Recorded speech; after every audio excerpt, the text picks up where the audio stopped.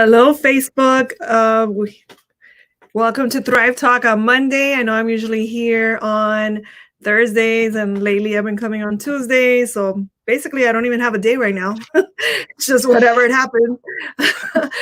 So anyway, as long as it's Thrive Talk, I keep changing the date. But tonight I'm here with Gerald Cliver, and we are going to have an awesome conversation. I also added a link to the preview. I guess I added a link for his ebook, which is called, I'm going to put it up here, right here, 7 Keys to Success and Happiness. And today Gerald is going to be sharing points from the 7 Keys to Success and Happiness. So it's a really great little ebook that has the power of really transforming your life if you applied these principles, these keys, these laws. It's very, very powerful. So hopefully you take advantage of that and take a look at it.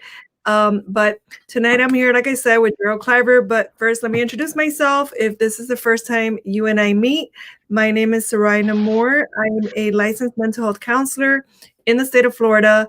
I'm also the founder of Trinity Community Mental Health Center, and which is in Miami Lakes, Florida, and the founder of Circle of Champions Worldwide, which is a nonprofit dedicated to providing education to the community.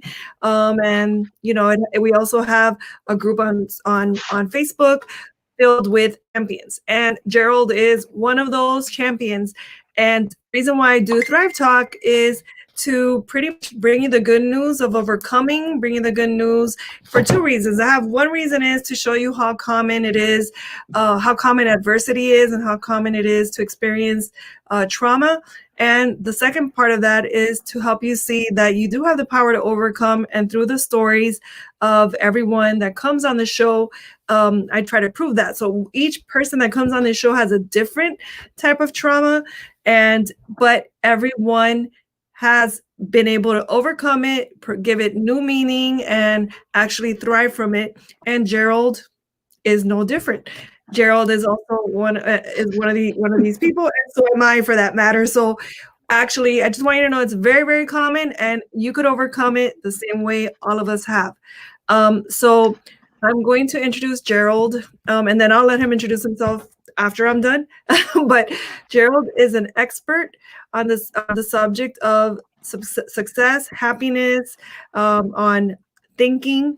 One of the things that in the conversation I had with him prior to doing this was that he is someone who has really mastered, I'm going to call it, the art and science of thinking, and the art and science of changing the way you look at things and the meaning that you give to things. So I really saw that when you and I spoke last week.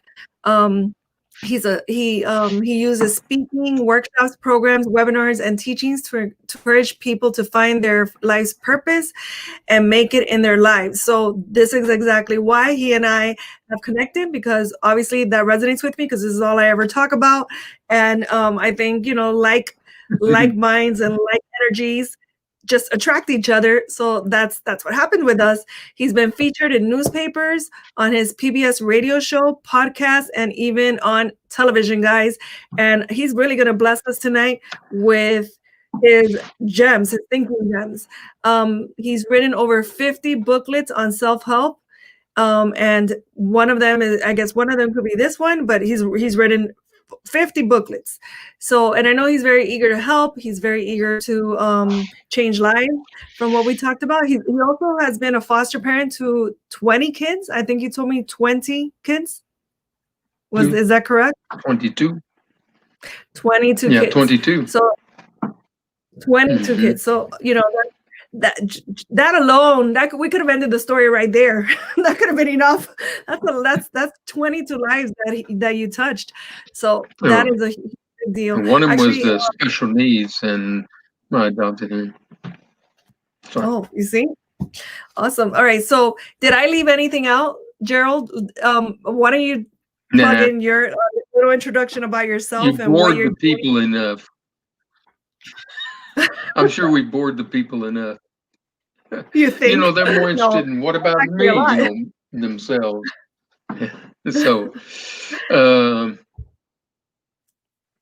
So Gerald, so fascinating when you get down to it. I'm sorry.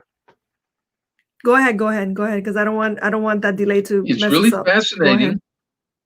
when you get down to it that you're the ones in control of everybody else is.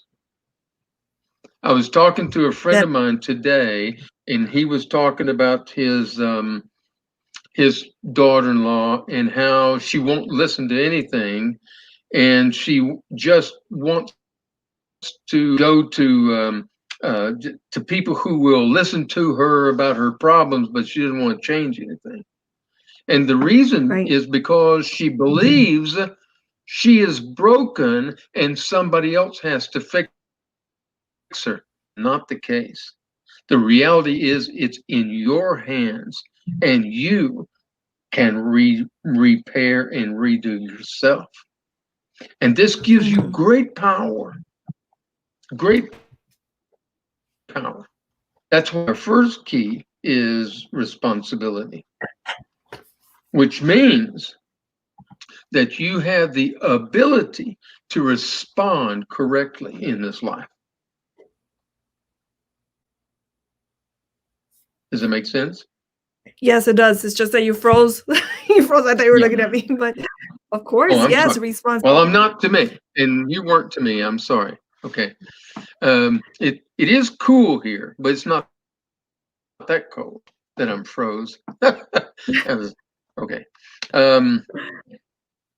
But you have to begin with responsibility. If you're not willing to take on the responsibility of making you better, there's no point in talking to people, to sit there and cry your heart out, to say, I can't do anything, it's impossible. No, it is possible. And you're the one that holds the key. By Viktor Frankl, you probably heard of it. The Meaning of Life. Very difficult book to listen to. I get all mine on audio, by the way, and because he has a tough time in this concentration. The reality is he finds out by watching other people. It's all about him. And it's always your attitude and your responsibility to change yourself. Yes. And so the 7 keys to success and happiness. Can you tell a little bit of the story of how you created these and how did you figure these out? Well, surprisingly, one day I was walking across a parking lot and I thought, wonder what the 10 most important questions are in the world. Okay. And so I got out a piece of paper and I started writing them down. And ultimate to this, what are the 7 things that would help me and make me a better person? Okay. I was married before, and when she left, and because she was in love with someone else, and so she left, and I thought, now what am I going to do, and how am I going to change this? And as I sat with these questions that I had put forth and all of this, and when I got married again, I thought, I want to be a better man than I was. How do I change that? And so I set about studying about it. That's really interesting because you actually did key 1, which is take responsibility. Even if someone did something wrong to you, you took it as, okay, what do I need to do to become better? Which is that's really great. That's really great because that was the other thing you told me before we came on, which I guess we could talk about that for a second, because you were saying, let me see, if you are with someone who is behaving badly, that means you have enabled their behavior. And taking responsibility for your own behavior, taking responsibility for your choices in relationships or whatever it is, makes all the difference. That shift in thinking makes an incredible, it changes even the amount of pain that you experience. It does. Now, kind of interesting. Do you know how you can move an elephant?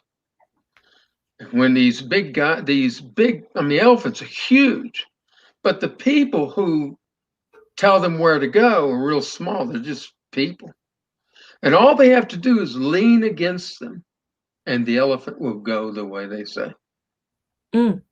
It's very interesting. So if you want to change, let's say you're a wife and you want to change your husband, and he has a particular habit that you hate, then the way you do that is not by nagging. Nagging doesn't do anything. It just makes the other person want to shut you up. But what does it is by praise. When you praise the good behavior, then they automatically want to move towards it. Yeah. It's very fascinating. So all you have to do is consciously recognize what's going on, what you have allowed to happen, what with all this time, like him talking bad about you when he's with his friends, or something like that. And so when he doesn't, then you go and you praise him, and you use this praise to undo his bad behavior. Now, look, this is the key of anything that you've learned in the past that's inappropriate. Whether it be screaming and hollering at people, whether it be bad language, whether it be bad attitudes, or whatever. The way you learn how to change it is by starting a new habit and feeding it, and then your old habit dies of loneliness. I like that. Okay, and then always the way. So let's move to your key number 2 is philosophy. Philosophy. What you believe to be true. Very fascinating subject. And how you hold yourself, what you think other people think of you, etc., will determine. Your philosophy drives your behavior. Now, if you understand that your behavior, you're responsible for your behavior, so therefore you have to change how you think about yourself so that your behavior can change. Simple as that. Now, it sounds simple. It's not simple to accomplish. It takes hard work.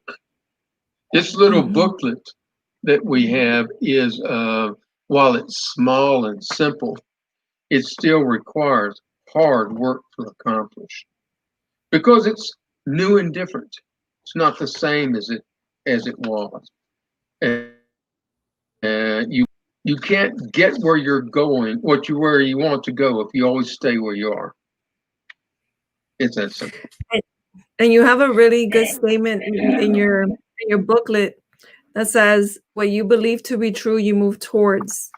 And so that's very powerful. If what you're believing is something positive, then that's amazing, because what you believe to be true, you move towards. But it also works in the other direction.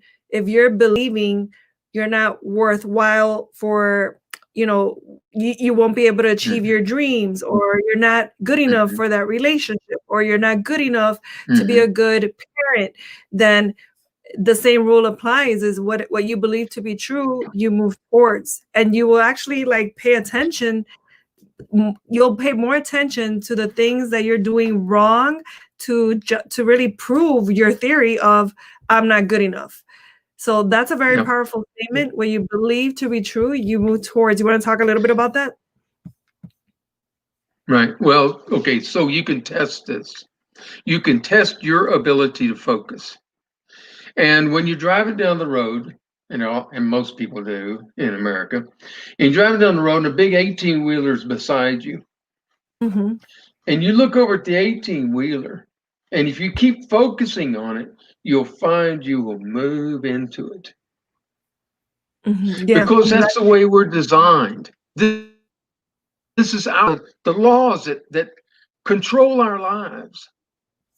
It's the design of it. So if you want to move towards something that's better, you're going to have to focus on it. So you can't focus on what maybe your parents said about you. That kid will never learn anything or something like that. He's too stupid. You know Les Brown. You probably heard of him, Les Brown. Yeah. He was a great senator. I think, no, he was a congressman. And he was considered to be mentally retarded and put in a special needs class, and they never thought he could accomplish anything. So one day he said, somebody came in and they said, there's greatness in this class, and he believed them and came out of it all. Right. And became one of our congressmen. I mean, it's just unbelievable. So what you believe about yourself, you're going to be. If you believe that you're like people who are rich kids, they believe they're rich because their parents are rich and that's the environment they're in. So they don't have any problem with money. Poor people, they believe they're poor and they always have problems with money. It's kind of fascinating when you look at it. But now here's the real key for you to be able to. Let's pretend that New York was success. Okay, just for a play here. New York is success. So it doesn't matter where you're born. You're in Miami. I'm in Oregon. Would you have an easier time getting to success than I would? Sure, you would, because you're in Miami. I'm all the way over here in Oregon. However, is it possible? Sure, it's possible. I just have more obstacles than you, but I can certainly get there. What if I was born in India? Yes, anywhere on the earth. No matter how far it seems like I am from success, I can still get there. Of course. So what you believe about yourself, how you think about yourself, your self-esteem, what you think you're capable of, what your potentials are, all of that has to be re-examined. And when you realize it's against you, get rid of it in a new habit that's right for you. Perfect. All right. Very good. Very important. So important, and it sounds so simple, but yet so hard to do, right? when the chatter comes up, when it is simple. Chatter, simple, but it's like what you were saying. It has to do with our habits, because we develop these habitual ways of thinking, which could show up as habitually worrying, habitually saying I can't do it. Like it could be as simple as a statement you habitually tell yourself that moves you off focus. Like I've learned over the last couple of years that even if I have the thought of anything, I don't speak it. If it's negative, I try not to speak it, because the minute you speak it, I find for myself, the minute I speak it, it becomes real. It's like if I gave it life, I spoke life into it, literally speaking life into that sentence. So even if I'm thinking it, I won't say it. That way I don't speak life into it. And I notice it makes a big difference in the way I feel. Like, notice you could tell yourself, so that's very powerful. I think, like, even if you were to practice, I think that's the power of affirmations.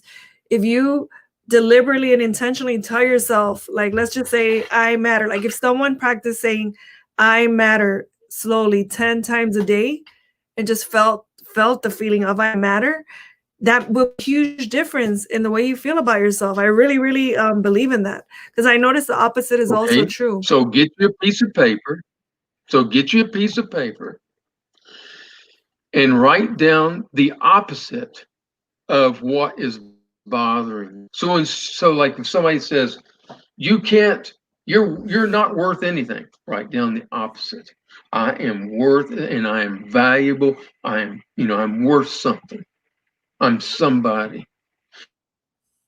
If somebody says, oh, you can't ever make any money, you don't get any decent jobs, okay, you write down, I'm going to be successful. I have a great job, not future, not going. I am successful, great job, and you'll move towards it. So here's what you have to do. You have to read this every morning and every night before you go to bed, and sometime during the day, review it.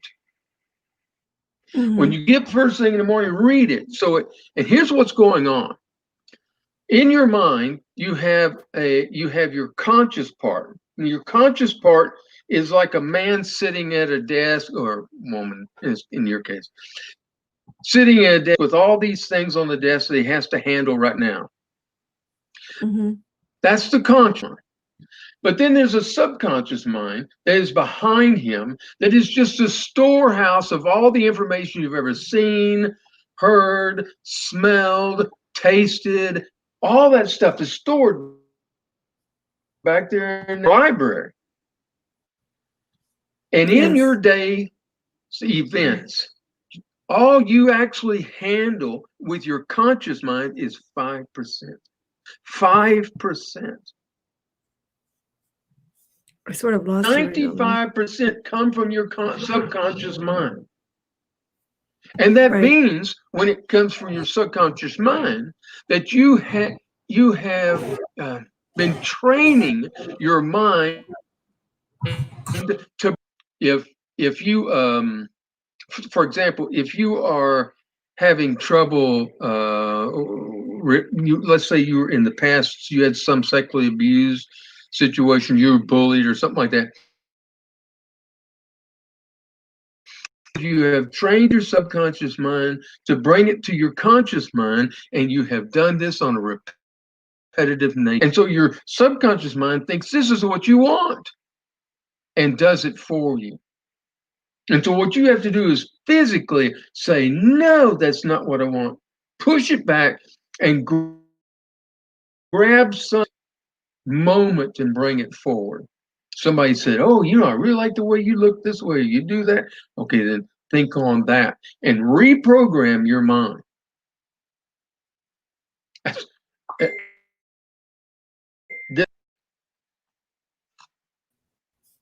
I'm back. Okay, I was wondering, because I was just with myself. and I already know this stuff, Did you keep talking? I did. Whether I was live or not, I don't know. Yeah, you were. It said I was live. Okay. But anyway, the key is that you're training your own mind to bring forward things, even if they hurt you. You have trained it. So you have to retrain. Simple as that. And it's not easy, but it's something you can do. And it's something that's necessary for you to do because you want to grow and you want to be something else. If you want to be somebody else, you cannot do it with who you are now. Right. Exactly. What are your recommendations if you want to be something else? If you want to be somebody else, meaning whatever your idea of your vision of yourself of the future, well, how do you recommend people go about doing that? Okay. And let me give you this little tidbit before I go into that. When you change yourself, everybody and everything, whether they want to or not. Simple as that, because you're not the same person. So if you have a higher standard of who you are, then the guys you go are higher. And the guys that were lower or drop off because they can't live up to your standards. It's totally fascinating. Now, you said, what's it again? How do you do that? So what you have to do is just like a while ago when we talked about putting a different line of thinking. If somebody said you can never make it, then you've got to say I have made it. Okay, so you've got to put a new habit in place. Let me show you what I'm talking about. If you have a habit that is real strong and powerful into your mind, whether you like it or not, the habit is just really strong and powerful. It's a big, strong habit. And so you try to start a new one, and it just looks weak, like a baby, you see. And so what you have to do is feed that new habit until it becomes strong. And here's the problem. The things you think about yourself, or the answer you may have put into place when you were immature and you don't know it. Right. Mm-hmm. So this is why you have to build a new one. For example, let's say you were a person who was scared all the time. Loud noises scared you. And everybody come in. If someone sneezed, you go, And what you don't know is when you were a kid, a loud noise came, you got scared, and it satisfied whatever need of protecting yourself there was. Maybe you hid behind the sofa or something like that. And so you grow up and you're still carrying on this same of acting. Right. And now it's not right for a mature person. See? So you can't undo it. You can't say, I don't like that information. Probably you don't even know where it is in your mind. You may not ever find out why you act the way you act. So forget that. What you have to do is start a new habit. The new habit will take care of the old habit. Retrain your brain to bring forth good things, even these affirmations that you yourself are writing down. So let me give you an example. Let's say you want to get married. And the first thing you should do is put down paper, and you make a list. Here's what I want in a man. Boom, boom, boom. Man, I like a guy who's 6'3". I'm just writing these things down. I want a man who's got a job. I want a man who's got a car. At least I know he can take me somewhere. These kind of things. Boom, boom, boom. You write this down. And then what I will not tolerate in a man. Okay, so you write those down. I won't want it. I don't want one that will not tolerate one that back talks me or talks about behind my back or something like that. Day you get up, you read these, and every night before you go to bed, you read these because this is your goal. Right. Then when you go out there in the world and you see a guy and he comes up to you, whether you realize it or not, automatically already measuring him by your standard. See, this is a good thing. This is a good thing, right? It is. It's a good thing. It's a good thing to be clear. That's right. That's right. When I was after my wife left, my ex-wife, and I was gonna find another woman. I'm not gonna be alone. I wanted to be with someone. I said in a prayer to God, I said, God, find me a wife. I mean, this is real simple, but it's what I said. And then I set about to think of what kind of woman I want. Right. And I would go up and I'd meet someone. They would say, hey, we'd like for you to meet our daughter. Oh, I would say in my mind, without me even thinking about it, because I'd said it so many times, is this the one? Is this the one? Say, and because that's what I'm doing. I'm looking for a wife. I'm not looking for a good time. I'm looking for a wife. Is this the one? And so it's constantly this checklist. That way you'll recognize a good person and you'll recognize a person that's not for you. No matter how cute they are, no matter how great they smell or whatever, or do somersaults or whatever it is that impresses you, that's not the one, because they don't fit this list. And, yeah, that's so powerful. And you're looking for it.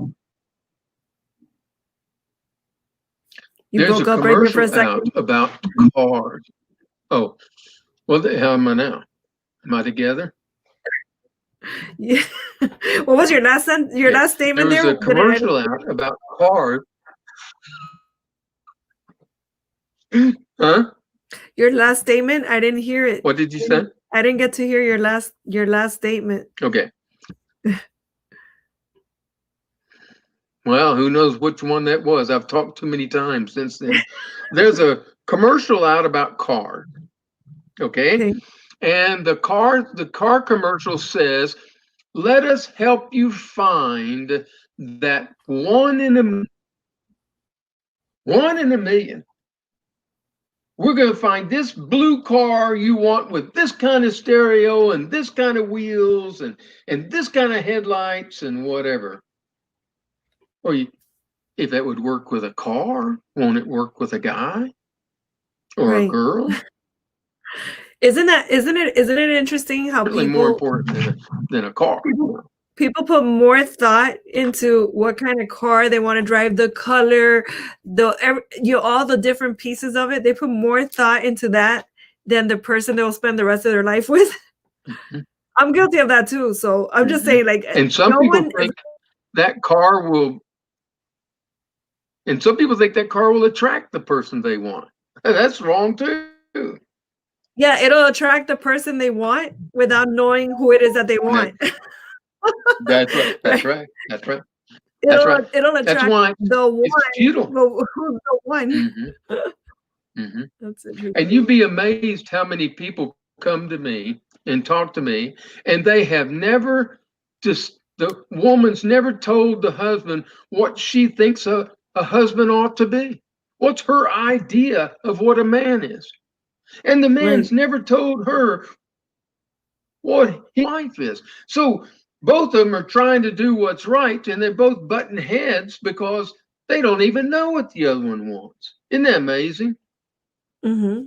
Yes, it's crazy. It is. It is. It's interesting. All right, and then our next one, your next key number 3 is attitude. Yeah, your attitude, and you have that. Your attitude is a reflection of your philosophy.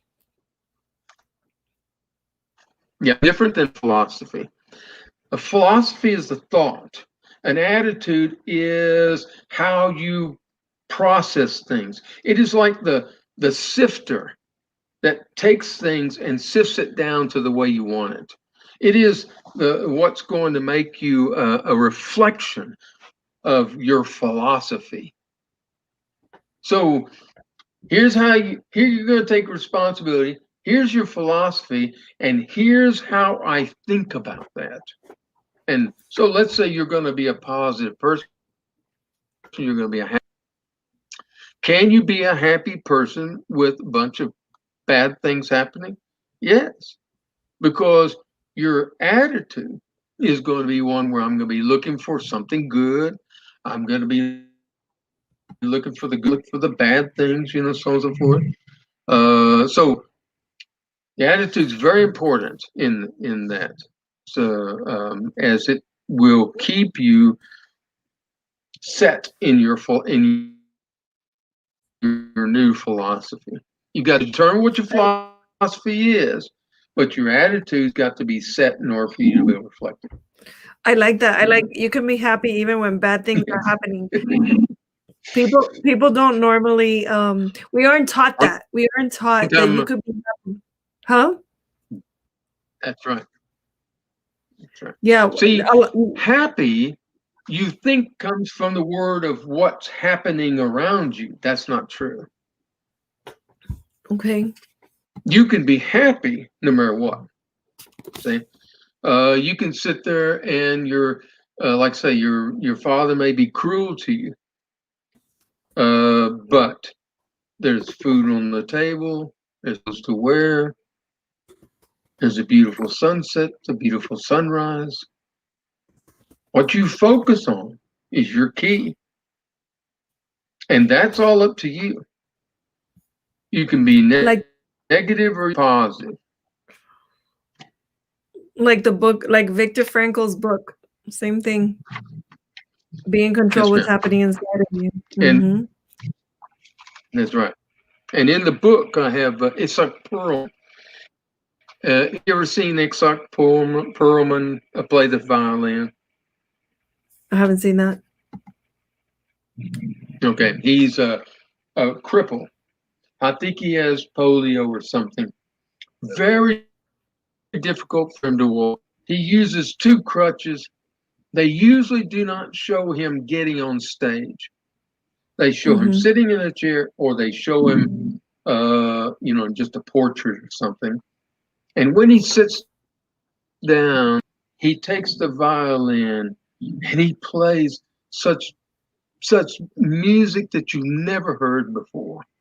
It's just amazing how beautiful it is. And he has not let his keep him from enjoyment and pleasure of this playing this music. And he's just happy to do it. He'll go through the pain of walking out there on the stage to be able to perform that it's who he is. So your happiness has to be who you are. Your attitude's going to be who you are. Does that make sense? Yes, it does. I mean, it does make sense only because I've learned this, but for a very long time, that was so hard for me to understand. I mean, was there ever a time that this was you had to learn this, or was there a time that you didn't understand these things, these ideas?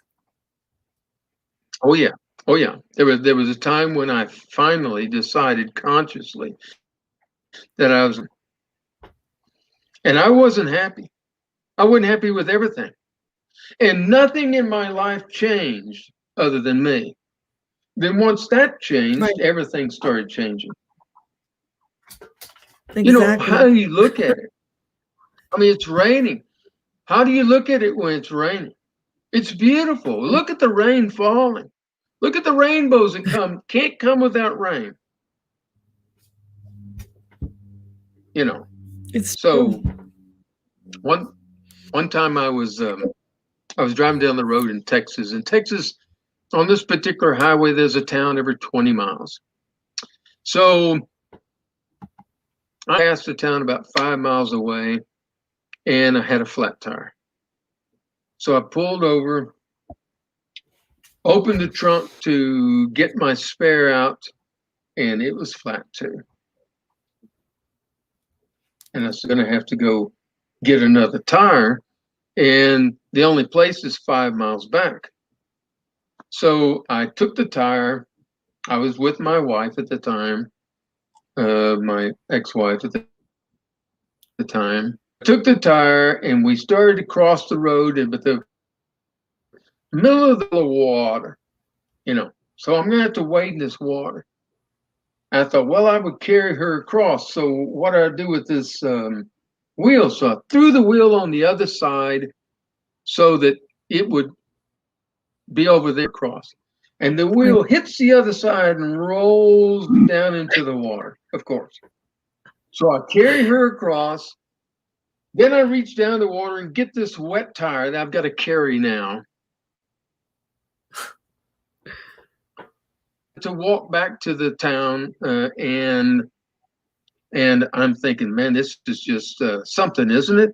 But I had heard somebody say, you ought to be happy no matter what the situation is. And so I said to myself, I said out loud, I said, what can I think of that would make it? Well, it's not raining. I said, yeah, it's not raining. And about it started to sprinkle. You attracted it. Which is pretty normal. It's pretty normal. but you could find something to be happy about. So I went to Walmart one day, and you always like it when you come in because you're always so happy. I said, you only have two choices: be happy or not be happy, and I choose to be happy. Simple as that. It's you make it sound so simple, and it is simple, but we have so many other blocks in front of us that we've learned. Yes, it is a habit. It's like a daily reminder. It's like a practice. You got to practice and practice it and practice it till it becomes your reality. Because even the way you say it's very simple. All right, the next one is it becomes who you are. Right. It becomes who you are. Yes. Number 4 is and then goals. Right. Goals. Right. I really like this little book. Now really goals are different from dreams because goals are written down. Okay. Dreams are, oh, I wish, but a goal's written down. When you have a goal, you don't have to know how to get there. You just write the goal, and then you can figure out how to get there. So, have you ever been to college yourself? Yeah, of course. Did you go? Okay. All right. College. If you want this particular degree, they have exactly how to get there written out. You've got to have this course. Before you have that course, you've got to have this course or whatever. So here it all is lined out for you, and here's how you get to the goal. So it's the same thing. You can start at the goal and work backwards to the how, wherever you are. Or you can start where you are to the goal. Depends on how you want to do it. But all the goals is a roadmap to where you want to go. Right. So GPS, and they don't even know where they are. They just got it punched in their GPS. Well, where are you? I have no idea, but it says we got another 300 miles to get where we're going. Okay. Well, they used to have something that was a roadmap. And it would tell you the next town, it would tell you how far it was, the name of the town, whether there was a rest stop and all these kind of things. And this roadmap would tell you whether you were going the right direction. So goals are these towns on the map to show you where you want to go. Let's pretend again, New York success. So you've got to, I'm from Oregon, I've got to go through Oregon to get to Idaho. I've got to go down across Utah and across Wyoming, all this sort of stuff. So that real roadmap shows me how to get there. Goals are, and if you don't have goals, you don't have a reality. Right. Yeah. Thoughts are like butterflies, and they are just gone. You think it and it's just gone. So I always carry a piece of paper with me. Well, look at this. I've always got some paper that I write things down, and the purpose of writing on them is so I can decide whether they're of value to keep. So what do you write on the paper? What kind of goal do I have? What kind of thoughts do I have? I write down anything important. It may be a quote. It may be a desire. Okay. And then when I have those, I write those down. And later on in the evening, I'll decide whether they're worthwhile. You ought to have some paper with you all the time. Yes, Purse, definitely. whatever. And can keep up things. You certainly ought to have all the list you've been making in your pockets. What kind of man you want, or what kind of job you want, or what kind of future you want. And then these get to the future. They They make you a new person. So let's say you want to climb a mountain and you're looking up at the mountain and there it is up there. Okay, I can climb the mountain, no big deal. When you get to climbing the mountain, you leave all this down here behind. Even think about it anymore because you're thinking about climbing. These worries down here are gone. You're in a different place now. You're a different person. You have different thought process. So as you climb this mountain, you've got to take and think again. So your goals may change once you reach them because they're just a point on them to get to the person you've decided you want to be. Yeah. And you have to have when goals. did you start? When did you start applying these keys for yourself? When did the transformation begin for you? Okay, it was just obvious as I started thinking I wanted to be a better man and how I wanted to be the kind of person that my wife could be proud of, a kind of person that could achieve and accomplish the things that I wanted to be and wanted to accomplish. I wanted certain things out of life, and because I did, I was going to have to be a different person. So when I set the goals, then the how comes about. You don't have to worry about the how until you figure out where. Right. Okay. There was like if I wanted to go to the next town and I didn't have a car, but I know where I'm going now, I can figure out how. Friend, catch a ride, go to work for some company going that way, whatever. Right. Okay. So my goals are we're gonna go to and by the way, go ahead. Okay. By the way, the marketplace pays what you bring to it. Right. If all you bring is hands that will hold a shovel or a broom, then all you're going to get is shovel jobs and broom jobs. The more you bring to the marketplace, pay you bring, then the more money you can command. So there's nothing wrong starting out with a shovel or a broom. I did. Now is to take live on less than you make, take the excess and educate yourself. Education gets you to the goal. You cannot be at that level until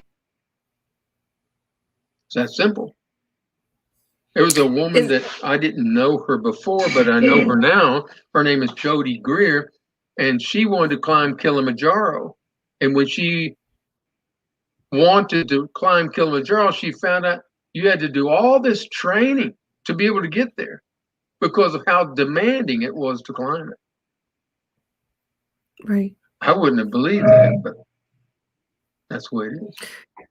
So your education, you're saying, yeah, your education has to be linked to your goals. You got to look at the goals and decide which are the most important and then figure out what you need to learn for the goals. That is correct. That is correct. Okay, for example, if you're poor, it's obvious you do not have a good grasp on money management. So if you want to be wealthy and have more, you cannot do it with a poor thinking. You have to have a new way of thinking. So you have to learn money management, time management, what kind of a person would I ride in a limo every day? What kind of a person am I going to have that?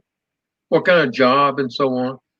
And so you've got to educate yourself in these areas before you can be that kind of person. Right. That makes sense. You were just thrown into that position, you wouldn't know. You know, these people who win the lottery, most of them are broke within 3 years. Right. Yeah, that's true. Football stars, tons and tons of money, are broke because they do not know how to handle their money. Mm-hmm. Yeah, we see that time and time again. So, right. So the same thing is true in everything. You have to educate yourself in order to be able to grow to the goal. Mm-hmm. And then that brings about what? That brings about action. And without action, that's right, you have to act upon it. You can be smart as a whip in your education, but unless you put it into practice, what good is it? And let me tell you something, you're going to have a hard time with this because you're going to think this isn't who you are.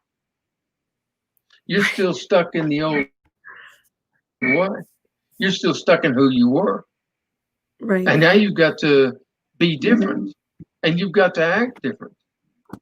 You've got to, if you're a woman and you have trained yourself to be a lady, you've got, if you want a guy who has higher ways and does better things, you've got to act like a woman who demands those. Right. Isn't it amazing those people who are sitting there saying, oh, I hope my prince comes along. Oh, I hope my prince comes along. But they won't act like a princess that a prince would pay attention to. Isn't that interesting? Mm-hmm. And their actions belie what they say they are. So interesting. I put here, you can't be who you are if you're stuck in who you were. That's correct. So you have to act differently. Mm-hmm. You have to be constantly thinking, no, what about the word? Now, this is action too. Words are action, verbal action. Mm-hmm. Right. Where would a person like this walk? Where would a person like this say, a person like this talk about? So it's very important that your actions are in tune with who you decided you wanted to be. Mm-hmm. Very powerful. Right. Very powerful. Yes, it is. And which is results and growth. This is measuring, regrouping, reworking it, seeing what's working, what isn't. Very important you've had. And have you accomplished it? You can't just say, oh, it's who I am, that's what I'm going to do, and then not ever accomplish it. You got to say, yeah, look at this, I'm accomplishing it. So give yourself rewards and choose to grow. And let me tell you something, you'll never, ever, ever finish growing. No, yeah, you never, ever finish. But some people finish because some people stop. Some people stop. Your view's different. As you climb the mountain, your view's different.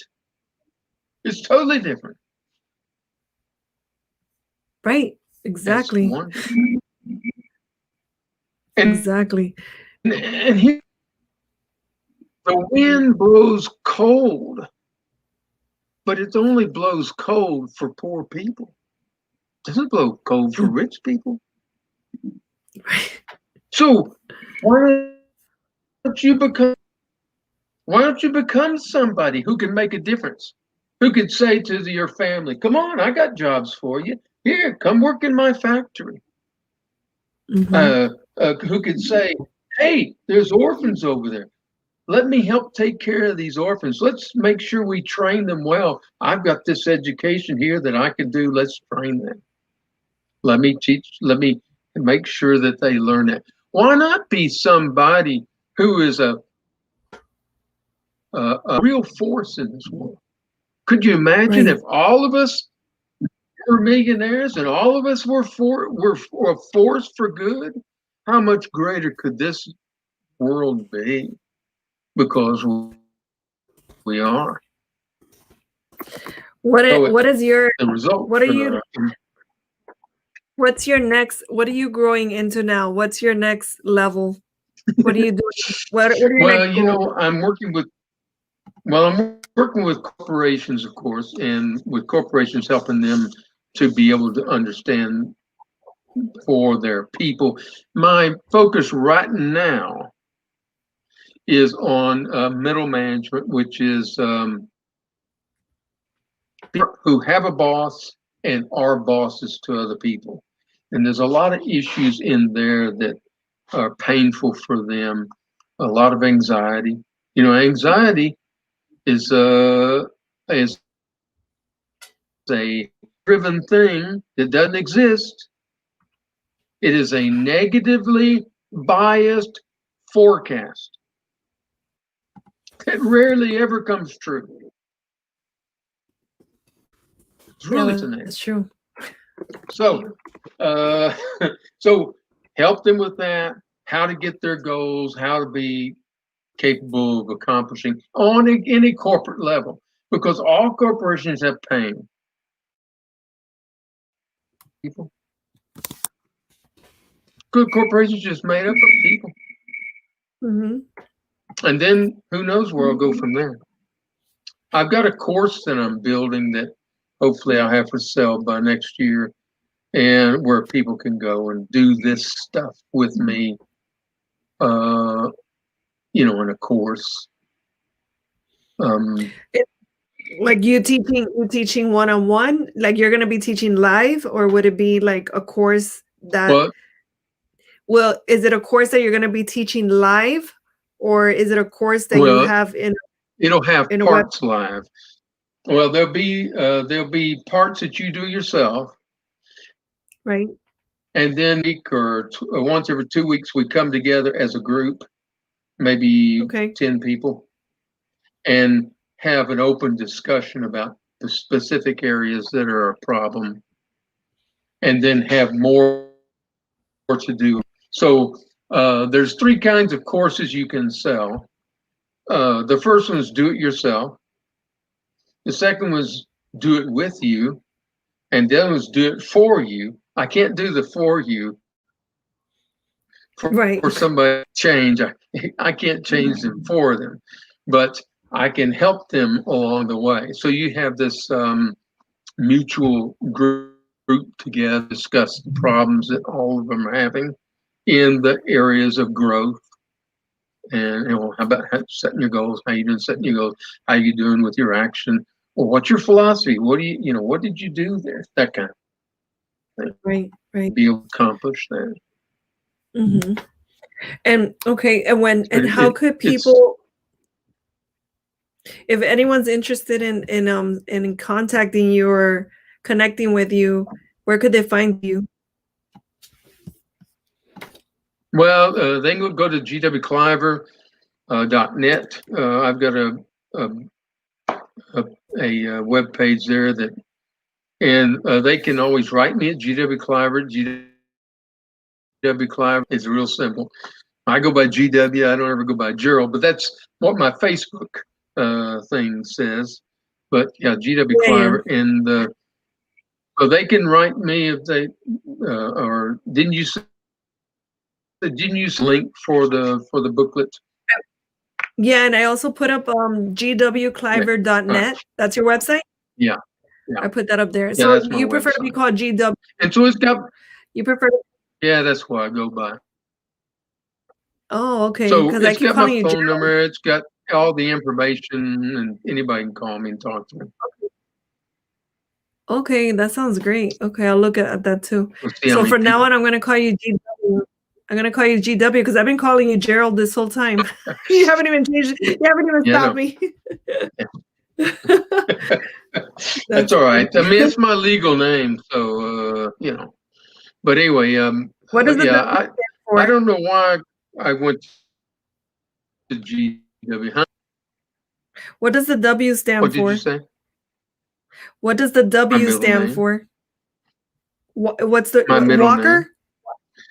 What's your middle name? No. You don't want to tell us. Wade. Wade. So that's a good name. I never learned to swim because my mother named me Gerald Wade, not Gerald Swims, you know? Right. Gerald Wade is good. I used to work like offshore. Yeah. Well, I like Wade's pretty good. But every time I said Gerald, people would say, Joe who? You know, I say, my name is Gerald Cliver. They say, Joe who? Get it. I'll go with GW, and if people get it wrong, that's fine. I got a friend of mine, all he calls me is G. I got another friend, all he calls me is W. So who cares? It's just a name.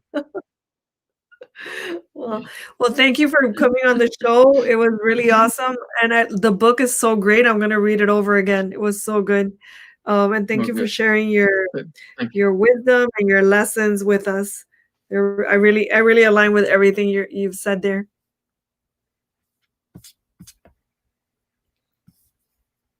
Well, are you there? Yeah. I'm sorry. Say that again, please. I said, thank you very much. I said that I really align. Oh, okay. We have a lag. That's what's happening. We're having a lag, but I was saying that I really align with everything you have on the book. I think it will be a great course, a really great course.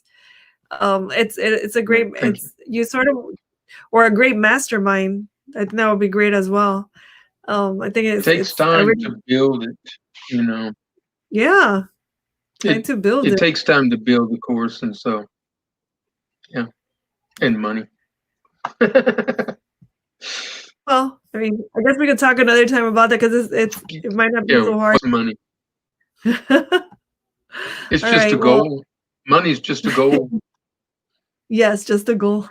All right, so I want to say good night to everyone, whether you're here or you're on the replay. Good night. Thanks for joining us and watching us. And make sure you connect with GW at gwcliver.net. Good night, everyone.